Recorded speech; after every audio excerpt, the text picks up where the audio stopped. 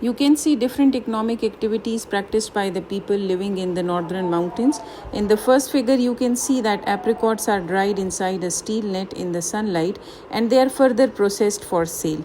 In the next picture, you can see that small carpets and rugs are made in cottage and small scale industries, and then they are sold in order to meet the domestic and international demand. So you can see these are some of the economic activities which people living in the northern mountains they practice.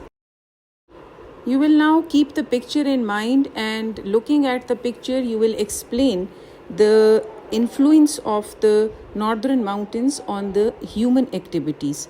So keep this picture in mind, and now we will see another description. Okay, so now we will focus on the influence of landforms on human activities. So specifically the topic under discussion is the northern mountains. So we are going to be looking at the influence of northern mountains on the human activities. Influence का बच्चे जब भी आपके पास आता है question में the word influence or impact, so you should know that influence or impact can be both positive or negative. ठीक है. Now here I am going to be explaining the explain command word, right? As we have seen earlier that describe command does not require the development, whereas when the command word explain is given, so your reason will be demanding the development. So whatsoever reason you are giving, it will be needing your development, right? So we are connecting the influence of northern mountains on the human activities. So let's connect it to the topographical features of northern mountains. Number one is there are steep slopes over there. There are narrow valleys. Okay? So steep slopes, narrow valleys hai. So how are they beneficial or how are they not beneficial? So they're ideal for hydel power stations.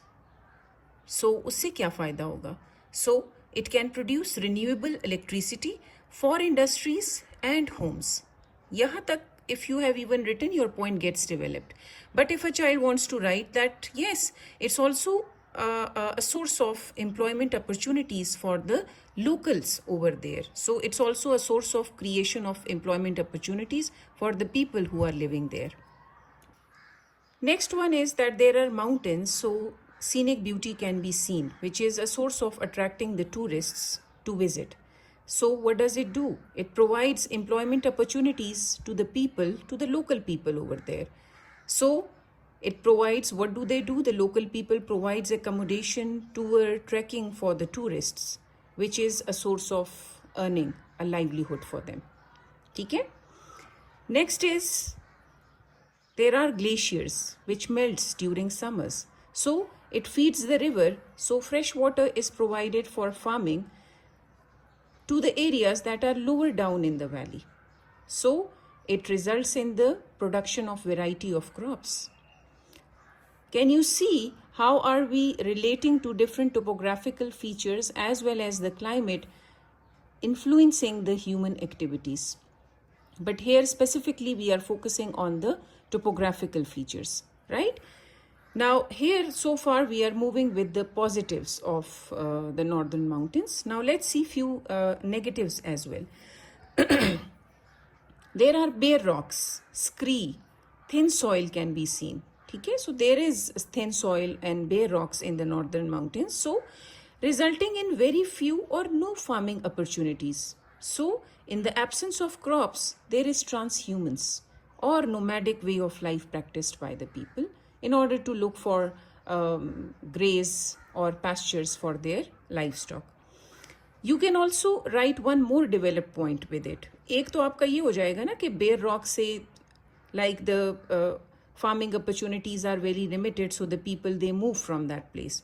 The second, you can also write that the farming activity, as the rocks are bare, there is a thin soil, so farming activity can only be practiced or it's only limited to the valleys where landscape is flatter and the soil is fertile. So it will also become the second developed point for the same reason, but you are going to write only one developed point for the one reason or topographical feature that you have written, right?